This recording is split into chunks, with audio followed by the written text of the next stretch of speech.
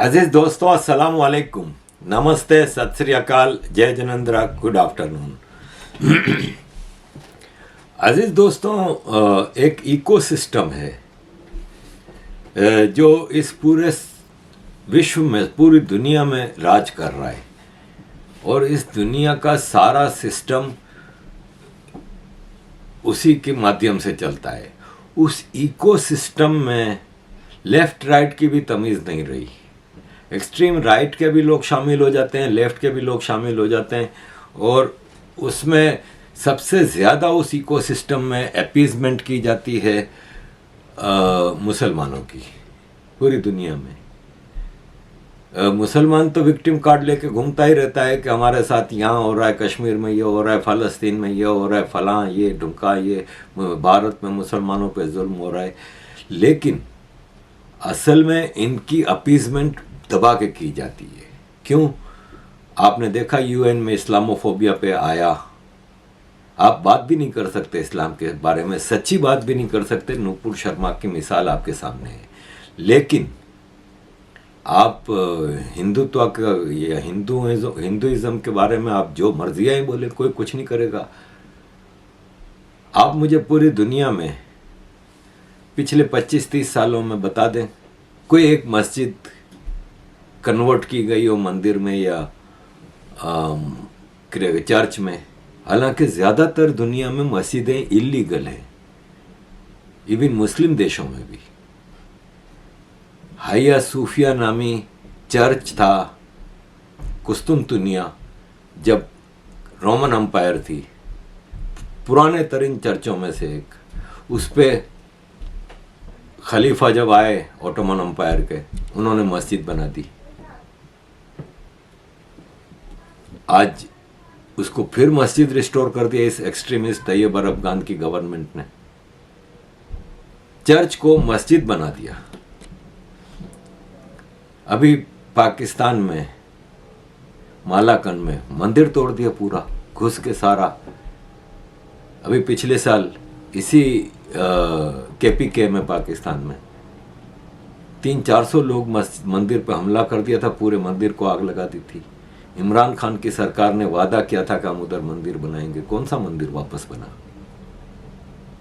हजारों मंदिर, गुरुद्वारे, ईस्ट और वेस्ट पाकिस्तान में मस्जिदें, मदरसे, पता नहीं मार्केटें, कुछ ना कुछ बन चुका है। कभी आपने सुना हो कि इस पूरे इकोसिस्टम में कोई आवाज़ उठी हो? लेकिन मुसलमान की एक सुई लगती है ना, तो अमेरिका से लेके पूरे दुनिया में आग लग जाती है। स्वीडन में अभी वो तुर्की एम्बेसी के सामने कुछ स्वीडिश लोगों ने कुरान को जलाया। आई कंडेम इट। ठीक है, गलत है, नहीं करना चाहिए। आप किसी भी मज़हब के किताब को या मस्जिद या मंदिर या किसी भी उसको, आपको हक नहीं है। आफ्टर ऑल उसके मानने वाले करोड़ों लोग होते हैं उस धर्म के। आप किसी के धर्म की फीलिंग को वो ना करें, लेकिन यही चीज़ मुसलमानों को भी तो समझनी चाहिए। उस पर कंडेमनेशन दुनिया के सारे मुसलमानों ने की, सब ने की।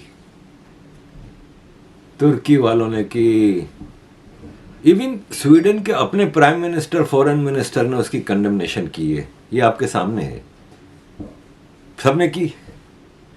अब आ जाएं, उसी दिन जिस दिन ये कुरान जलाया गया था, उसी दिन मालाकंड में, पाकिस्तान में एक मंदिर पे सब धावा बोल देते हैं। आपने कहीं से कोई कंडेमनेशन सुनी? इवन जिस पाकिस्तान में हुआ है, उस पाकिस्तान के प्रधानमंत्री, उसके जो फॉरेन मिनिस्टर दिन रात बोलते रहते हैं कि इंडिया में मुसलमानों पे जुल्म हो रहा है, फलां ने ढमका ने। कंडेमनेशन की उनकी ज्यूरिसडिक्शन में ये चीज़ हुई, लेकिन कहीं से कोई कंडेमनेशन नहीं आई। किसी मुसलमान देश ने की? छोड़े मुसलमान देशों को। ये कहते हैं आरएसएस एक्सट्रीमिस्ट हिंदुत्व ऑर्गेनाइजेशन है, आरएसएस ने की? किसी इंडियन पॉलिटिशियन ने की, जिनके बारे में हवा खड़ा कर दिया गया है कि ये हिंदू एक्सट्रीमिस्ट हैं?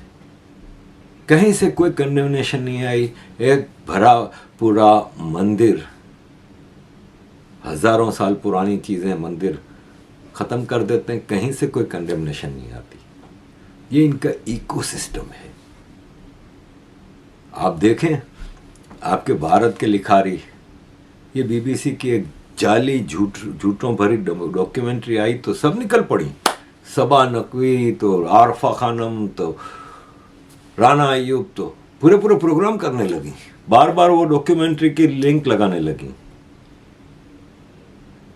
क्या ये कंटेम्प्ट ऑफ कोर्ट नहीं है? किसी कोर्ट ने इसके ऊपर इनको पकड़ा कि आप ये झूठ दिखा रहे हैं, आपने कोर्ट के फैसले के खिलाफ ये चीजें लगा रहे हैं, इसका मतलब आप कोर्ट को कंटेम्प्ट कर रहे हैं। फिर कहते हैं भारत में मुसलमानों पे जुल्म हो रहा है। अगर जुल्म हो रहा होता ना, इवन अगर करेक्ट भी चीजें चलाई जाती ना भारत में, फेक सिक्युलरिज्म ना चलाया जाता ना, तो आज ये सबको कंटेम्प्ट ऑफ कोर्ट के फेस करने पड़ते।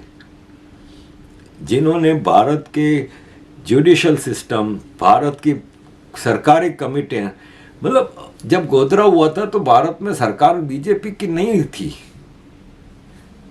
या थी, चलो वाजपेयी साहब की थी, शायद नहीं थी, बल्कि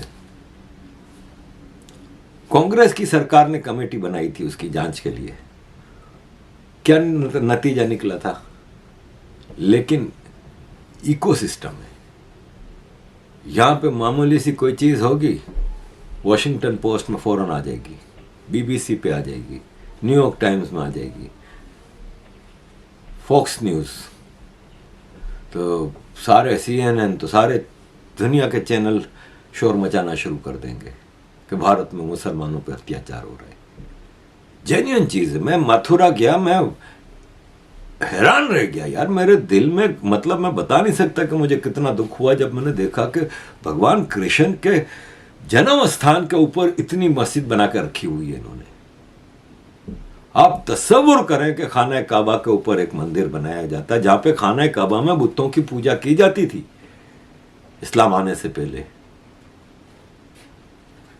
बुतों की पूजा होती थी, वहां बुत थे, फिर भी वहां पे अगर कोई तस्वुर कर सकता है मंदिर बनाने का, छोड़े खाना काबा को। आप इस्लामाबाद में फैसल मस्जिद है, लाहौर में बाबरी मस्जिद, वो शाही मस्जिद है, क्या आप तस्वुर कर सकते हैं कि उसकी दीवार के साथ मिला के आप कोई मंदिर बना दें? लेकिन भारत में एक इलीगल मस्जिद चली आ रही है भगवानों के उसमें, काशी में, मथुरा में, हजारों, उस पर कभी किसी इकोसिस्टम ने नहीं बोला। ये मुसलमानों का इकोसिस्टम बड़ा स्ट्रॉन्ग है। ये आपको डिटेल में मेरे भाई बताएंगे कि कितना स्ट्रॉन्ग है ये इकोसिस्टम। सुनिए और हैरान रह जाएंगे। यही इकोसिस्टम हिंदुओं को बनाना होगा। एक चेन ऑफ कमांड होनी चाहिए। जैसे मुसलमानों का एक छोटी सी बात हुई, वो अपनी मस्जिद में जाकर रिपोर्ट करेगा। हर मोहल्ले में मस्जिद है, उस मस्जिद से शाही मस्जिद तक जाएगी, फौरन ईमेल, टेक्स्ट मैसेज, व्हाट्सएप से सब कनेक्टेड होते हैं। वो शाही मस्जिद से पूरे भारत की मस्जिदों को मैसेज चला जाएगा कि कल जुम्मा है, प्रोटेस्ट, पत्थर जमा कर लो सारी मस्जिदों में। ये है इकोसिस्टम। मैं तो आपको पत्थर जमा करने का नहीं कह रहा, लेकिन आप कनेक्ट तो हों, यूनिटी तो पैदा करें। आपका भी तो एक ऐसा इकोसिस्टम होना चाहिए कि एक कन्हैया लाल के साथ हो, सरतन से जुदा, तो भारत की हर गली, हर मोहल्ले का मंदिर प्रोटेस्ट करे, पीसफुल प्रोटेस्ट। ये ज़रूरी है। अजीज़ दोस्तों, थैंक यू वेरी मच। ये आप वीडियो देखिए, इससे आपको इनका इकोसिस्टम समझने में आ जाएगा। Thank you very much, keep supporting. जय हिंद। नमस्कार, सुप्रभात, वंदे मातरम। मित्रों, आज आपसे बात करना चाहता हूँ भारतीय मुसलमानों की, भारत में रहने वाले मुसलमान। पहली बात तो ये समझ लीजिए कि ये हिंदू समुदाय से बहुत अलग है संरक्षण के मामले में, ऑर्गेनाइज्ड के मामले में। मैं ये कहना चाहता हूँ कि भारतीय मुसलमान एक बहुत क्लोज्ड निट कम्युनिटी है, जबकि हिंदू नहीं है। उदाहरण के तौर पे, आप किसी सड़क पर एक मुसलमान को थप्पड़ मार दो, वो मुसलमान को ज़्यादा से ज़्यादा 10 मिनट लगेगा अपने नज़दीकी मस्जिद या मदरसा पहुंचने में। वहाँ वो मामला बताएगा, 2-3 मिनट के अंदर अंदर वो मस्जिद या मदरसा जो है दिल्ली के जामा मस्जिद को एक फ़ोन करेगा या ईमेल करेगा। दिल्ली के जामा मस्जिद के पास सारा डेटा रखा हुआ है कि अगल बगल के कौन से मस्जिद है, किस मस्जिद में कितने लोग जमा हो सकते हैं, उनके व्हाट्सएप ग्रुप क्या है। वो 5 मिनट के बाद उनको खबर देगा और उनको खबर देने का 10 मिनट के बाद आप सड़क पर अचानक से देखते हो कि 5,000, 10,000, 20,000 की भीड़ जमा हो गई। एक आम हिंदू को समझ में भी नहीं आता है कि एक छोटी सी घटना और अचानक से सड़कों पे और सब जगह जो है ये 15-20 हजार मुसलमान कहाँ से आ गए।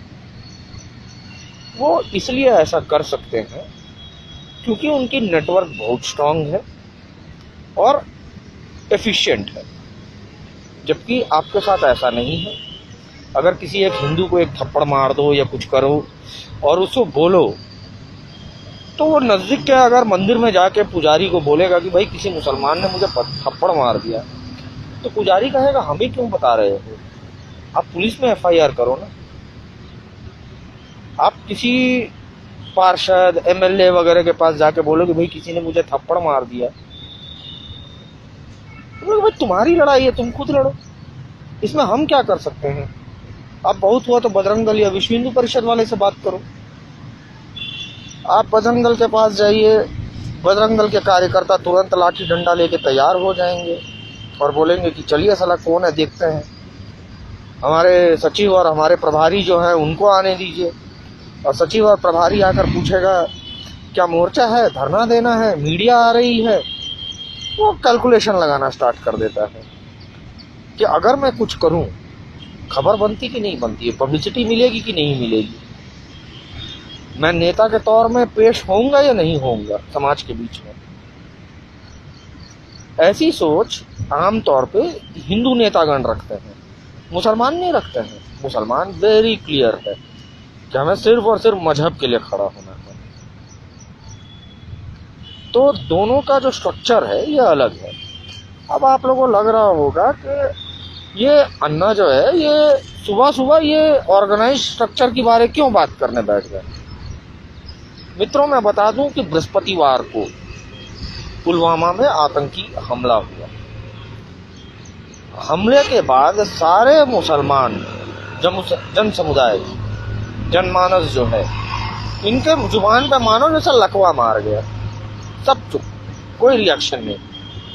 अच्छा हुआ, बुरा हुआ, निंदा करेंगे, कुछ भी नहीं, चुप। हाँ, राजनेता ठहरे। जो एक ऑफिशियल बयान देना होता है कि हम इस तरह की घटना का घोर निंदा करते हैं, उन्होंने बयान दे दिया। जैसा असदुद्दीन ओवैसी ने तुरंत बयान दिया कि भाई इस तरह की घटनाएं का हम घोर निंदा करते हैं। पर सामान्य जन समुदाय जो है मुसलमानों को, उन्होंने रिएक्ट नहीं किया। कल उनका जुम्मा था, ये 1 बजे नमाज के लिए पहुंच जाते हैं, जबकि 1:30 बजे से नमाज शुरू होती है। आधा घंटा इनकी तकरीर चलती है, इनको गाइडलाइन दिए जाते हैं।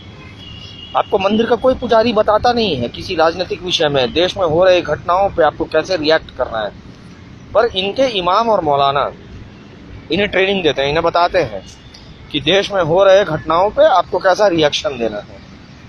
और कल 2 बजे के बाद एक बाढ़ सी आ गई निंदा करने के लिए कि हम घोर निंदा करते हैं कश्मीर में जो कुछ हुआ, पाकिस्तान आतंकवादी है, पाकिस्तान फलाना है, ढिमकाना है। अरे बेशर्मो, किस मुंह से तुम लोग पाकिस्तान को कोस रहे हो। पाकिस्तान का निर्माण के लिए क्या कराची के मुसलमानों ने आंदोलन किया? पाकिस्तान के निर्माण के लिए क्या पेशावर के मुसलमानों ने आंदोलन किया? क्या लाहौर के मुसलमानों ने आंदोलन किया? नहीं, उत्तर प्रदेश के मुसलमानों ने आंदोलन किया। भारत के मुसलमानों ने वोटिंग करवाई कि अलग पाकिस्तान होना चाहिए, और ये लोग 95% के ऊपर इन्होंने वोट किया कि पाकिस्तान अलग देश मिलना चाहिए। और जब मिल गया तो गए नहीं, बोलता कि नहीं हमको तो भारत से प्यार है, हम नहीं जाएंगे, हम तो यहीं रहेंगे। और बेवकूफ ढक्कन हिंदू इस बात को मान भी लिए कि हाँ ये भारत को प्यार करते हैं इसीलिए ये लोग नहीं गए, जबकि इनकी मंशा थी कि हम 4 बच्चे पैदा करेंगे, हमारे 4 बच्चे 40 बच्चे पैदा करेंगे, वो 40 बच्चे 800 बच्चा पैदा करेंगे और हम तुम्हारी देश को कब्जा कर लेंगे। मुसलमान अपने तय लक्ष्य की तरफ बहुत क्लियरली बढ़ रहे हैं, हर कपट का हथकंडा इस्तेमाल करके। सारा कंफ्यूजन हिंदू को है, मुसलमान को बहुत क्लियर है। ऐसे वैसे जैसे तैसे भारत को हड़प जाना है इस्लाम के नाम पे, चाहे दंगे करके, चाहे जनसंख्या जिहाद करके। जनसंख्या जिहाद वो इसलिए कर रहे हैं क्योंकि उनको समझ में आ गया है कि हम सड़क पे लड़कर मारपीट से हिंदुओं से जीत नहीं सकते हैं। खासकर अभी की जो हिंदू पीढ़ी है, इससे तो हम बिल्कुल नहीं जीत पाएंगे, बिल्कुल भी नहीं जीत पाएंगे। ये मुसलमानों को बहुत क्लियर हो चुका है। गुजरात 2002 में हिंदुओं ने दिखा दी कि तुम 56 तीर्थ यात्रियों को मारे तो इस्लामी जिहाद की औकात दिखा दी हिंदुओं ने। तो मुसलमान को बहुत क्लियर है कि हम लड़के नहीं पा सकते हैं, हम वोट के बल पे मताधिकार से भारत को हड़प लेंगे। जितने वोटर पैदा करना है करो। अगर अपने घर में कम पड़ रहे हैं तो बांग्लादेशी लोग को घुसा लो, रोहिंग्या को घुसा लो, उन्हें वोटर आईडी कार्ड दे दो, पर लक्ष्य एक ही है, भारत को हड़प जाना है। और एक बार भारत की सत्ता हमारे हाथ लग गई तो हम हिंदू थोड़े ना हैं, हमें तो जो करना है वो करेंगे। और वैसे भी बात सच है कि जब जब मुसलमानों के हाथ सत्ता लगी, उन्होंने अनगिनत मंदिरों का विध्वंस किया, लाखों हिंदुओं का नरसंहार किया।